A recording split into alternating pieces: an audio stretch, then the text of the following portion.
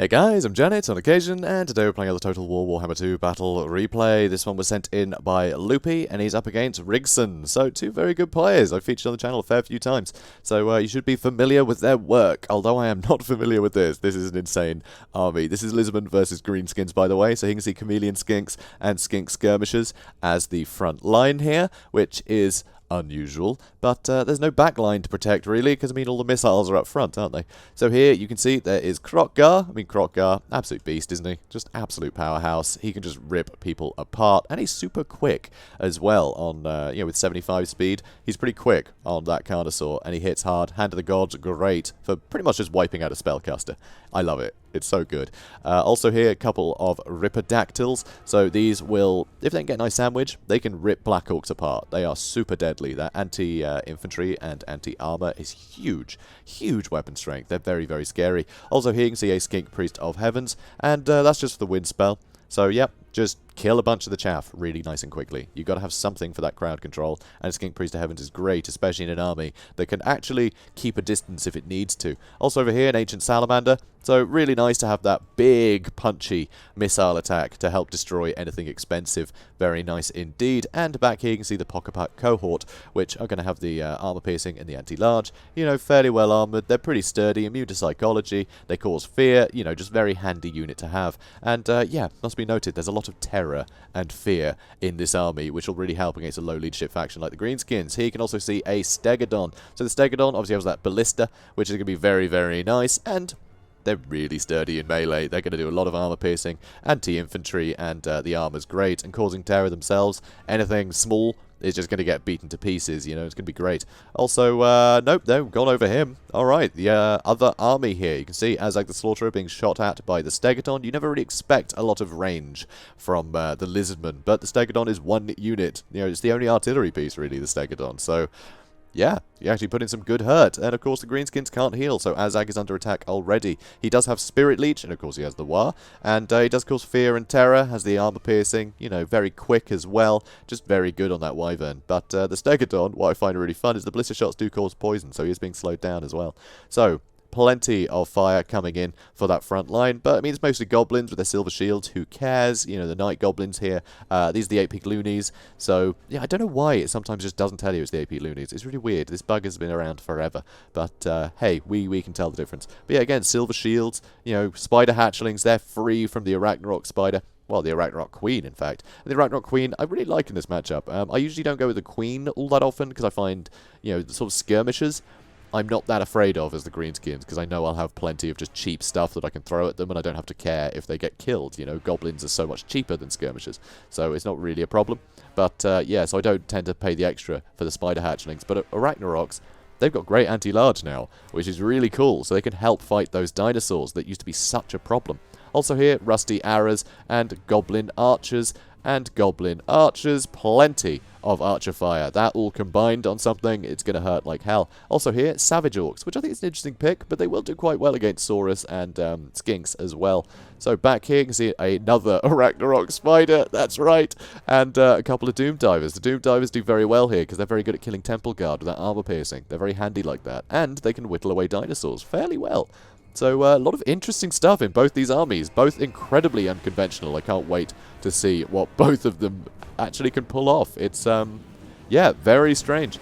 Here, though, you can see the Spider Hatchlings are under attack by the Stegodon, and I think that's a mistake. The Stegodon needs to pick another target, because Spider Hatchlings just aren't worth it. They don't have much armor. They're going to get killed by the skirmishers regardless. Pocket Cohort were running in to try and probe. And, yeah, now the Stegodon is actually shooting the Goblin Archers. All these skirmishers can push through, and they will just wreck these goblins. They can even just charge into melee. They'll shoot as they run, and that'll be great. Over here is Spirit Leech on the Skink Priest, but those Goblin Archers get taken out by a Wind Blast almost entirely. That was a good Wind Blast, and that is a great reason to have the Skink Priest of Heavens. Being able to take out Archers is crucial in this matchup, because, frankly, those Archers, they don't seem like much, but if they're allowed to keep shooting, they don't have a huge amount of armor piercing, but obviously, you know, armor sundering with the rusty arrows. But if they're allowed to keep shooting, that damage will add up quickly on big dinosaurs.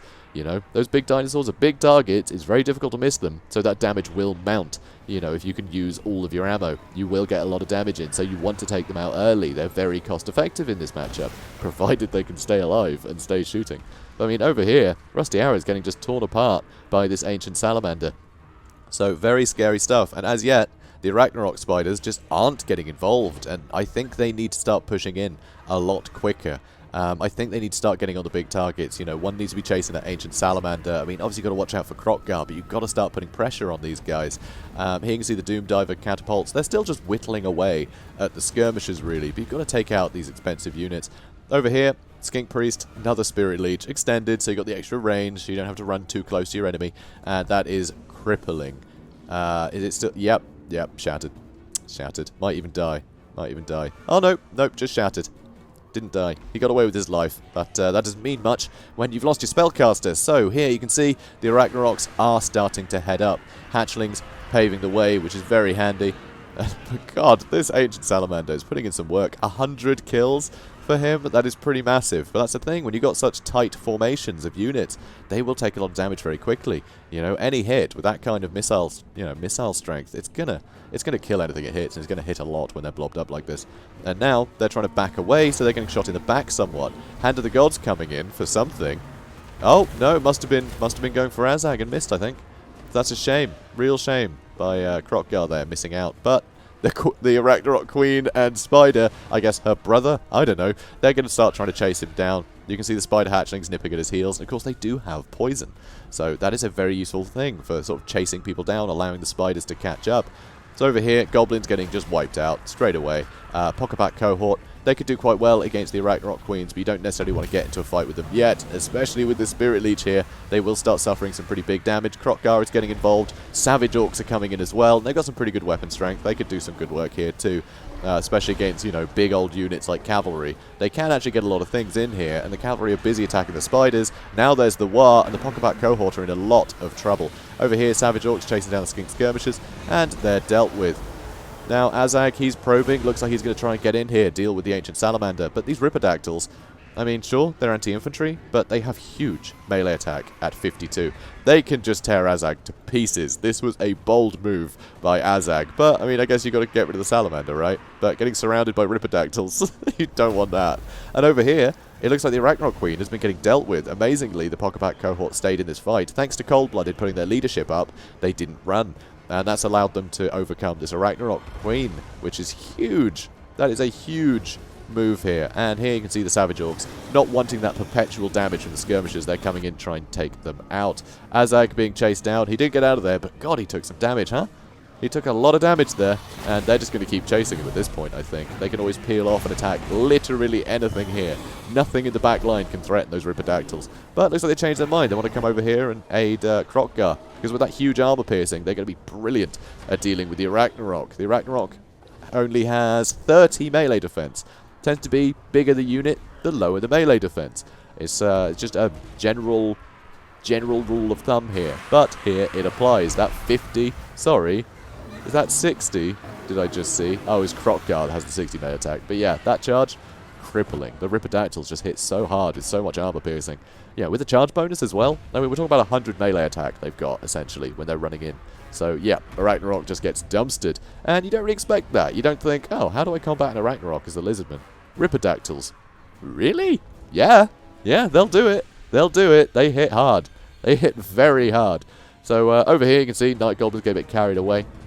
And Azag is trying to reform here, but there's still quite a lot of lizards left. A bit too much. That Stegodon's still in fine shape. Ancient Salamander's still in fine shape. Ripperdactyls, they will be very vulnerable to all this missile fire. They can get killed very quickly by this Overwatch fire from these archers. And it looks like they are taking some damage, but that Arachnarok is still getting chased down. If anything, I'd probably pull away the Pocketpack Cohort, just charge him into this bunch. But no, pretty keen to make sure that Arachnarok doesn't come back. Over here, a Spirit Leech, great way to deal with Ripperdactyls is a Spirit Leech. Their model count is so low, Spirit Leech will mess them up. And look at that. Just look at that. That is an amazing get from Azag there. Absolutely wonderful. Now, Hand of the Gods coming in, and it hits him this time. That was crippling. Beautiful. While you think that Krokgar will be busy over here, getting that shot from a distance, you just don't see it coming. You know, it feels like two very separate engages, and that is the beauty of Hand of the Gods. It's got such good range. You can just opportunistically go, oh, they're a little bit, they're clearly not paying attention. I'll kill them now. And it basically does that. It's amazing. Sadly, though, Stegodon's run out of ammunition, so he can't shoot at Azag. Azag can still get some great damage in with the Spirit Leeches, but his backline is really suffering, and these Doom Diver catapults have almost run out of ammunition, and that is very bad for them, because they need to start getting some killing done. They haven't really got any done yet, but Krokgar's nearly dead, but as it stands, there's some rusty arrows that have returned, some archers, but they're all so injured here. Azag can't really go toe-to-toe with anything, but Krokgar is getting dealt with. Oh, maybe not quite yet. Maybe not quite yet.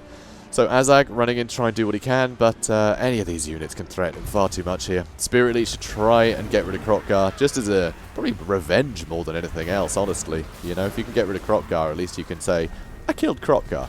And that's no mean feat. That's it's not easy. That is not easy. So, here. Ripidactyls, they can just chase Azag indefinitely. He just uses Spirit Leech. He's not going to be able to afford to use another one anytime soon, and that's all he can do to really compete with the Ripidactyls. So, same with the Stegodon, really. So he has to regroup. Rigson is getting his stuff together, trying to do what he can. Krokgar may come back, amazingly. He has not shattered despite being on 94 health. I'd be so upset. Yeah, he's back. I'd be so upset as the Greenskins here. If I was Rigson, I'd be livid that Krokgar managed to survive this. That is just brutal. Here, though, Night Goblins, 8-peak Loonies, they are unbreakable, so they can get stuck in and do what they want. Here, a beautiful attack on the Ancient Salamander. That's going to be very, very useful. And, wow, he hits hard. Sadly, though, Azag's getting swarmed, and Krokgar can get a beautiful charge on him. But, ooh, you know what? This is a tough one. Alright, Azag's suffering a bit here. If he can get off the ground, he might be okay. Get another charge into Krokgar, he might do alright. He might do alright here. He might be able to kill Krokgar. He has 80 health left. Really, Azag? Oh no, he got him. He got him. He got him. And here, Ancient Salamander's breaking. Oh my word. But, oh my god, Azag is staying in. This is tense. This is tense. Oh, for once, I didn't actually watch this replay before casting it. This is all new to me. This is so exciting. Where on earth did that Stegodon go? That's what I want to know. I don't even see him. Is he over here? Yep, he's off chasing some archers away. So anyway, over here, Azag trying to clean up what he can. Try to make sure that Ancient Salamander doesn't come back. Because, yeah, the Ancient Salamander is an opening gambit, can do a ton of damage. Oh no, looks like he's just going to keep... Ooh, no, he is charging in. I just wouldn't... Yeah, the Ripidactyls are going to mess him up so badly. Although he's avoided the damage. How? You sneaky sod, Azag. Well played. And now the Goblins are getting him bogged down, which is huge. There's still a bunch of Savage Orcs that can tear these Chameleon Skinks to pieces. So one more Spirit Leech, I think, on those Ripidactyls, and suddenly the Greenskins are very much in this game again. I mean, that Stegodon is going to be hard to take down, but against such huge numbers, with Azag still remaining, if Azag can successfully cycle charge him without taking any damage, we could see these guys hold long enough to take down a Stegodon, provided these Ripidactyls get taken care of. But, oh my word, this is so close. Oh, and they're back. Oh no, that's rough. That's rough. It looks like there's no choice but to dive in, try and deal with these skinks, but they've run out of ammunition.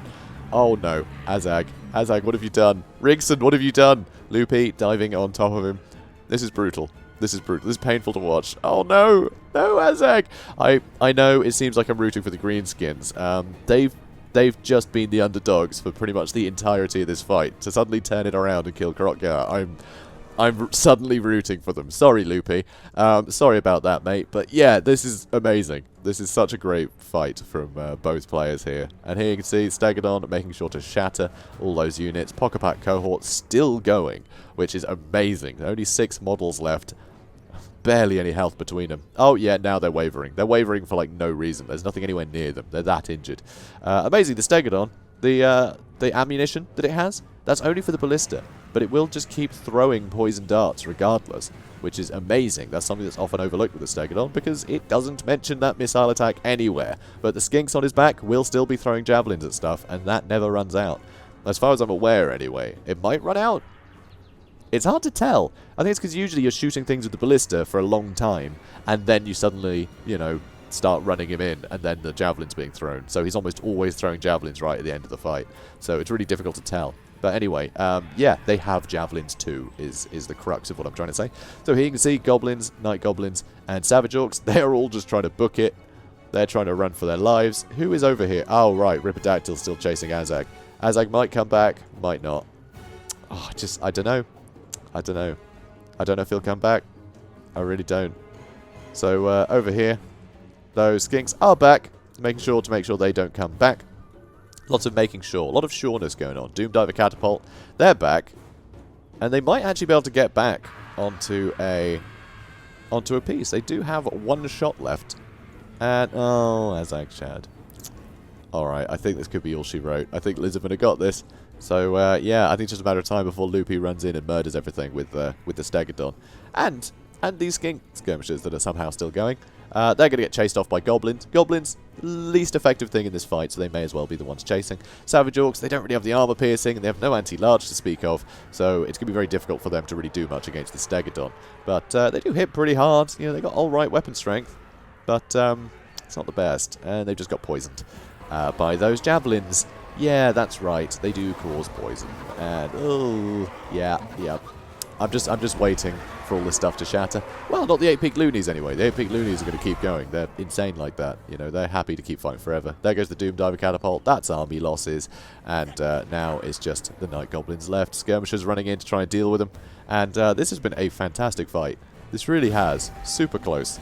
Super close. It looked so much in the favour of the Lizardmen, but God, Rigson brought it back so well, but just couldn't quite recover fully, you know. That Stegodon is just, that is just too much health to have just, you know, lumbering about untouched.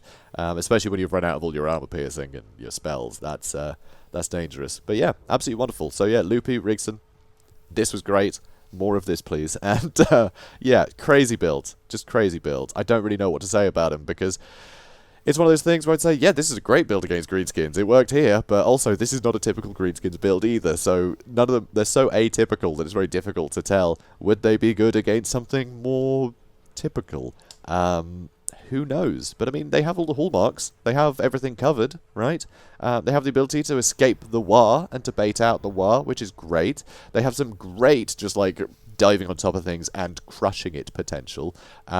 With Wind Blast, deal with the archers so the Ripidactyls don't get threatened so much. So there's some great overlapping synergy here. There's some great stuff here, which I think can work against a lot of Greenskin armies. You know, having the Stegodon just to put some ranged pressure on if you need to, that's really handy. But also, if you are getting swarmed by infantry, the Stegodon is going to be terrifying and crushing a lot of them, so that's great. So yeah, a lot of good stuff here. You can also snipe out other spellcasters with Krokgar, as well as go toe-to-toe with large things like the Arachnaroks. Here, though, you've got all the archers for dealing with, you know, flying things. You've got nice Doom Diver Catapults to deal with the armoured units like the Temple Guard. Excuse me. Or deal with any big dinos. And you got the Arachnaroks to hold the line and smash stuff. Like, this works. These both seem great to me. But yeah, it's great to see two completely off-meta armies here in one fight. Absolutely wonderful. So guys, if you enjoyed this, please do comment, like, and subscribe, and I'll see you in the next one. Have a good day, guys.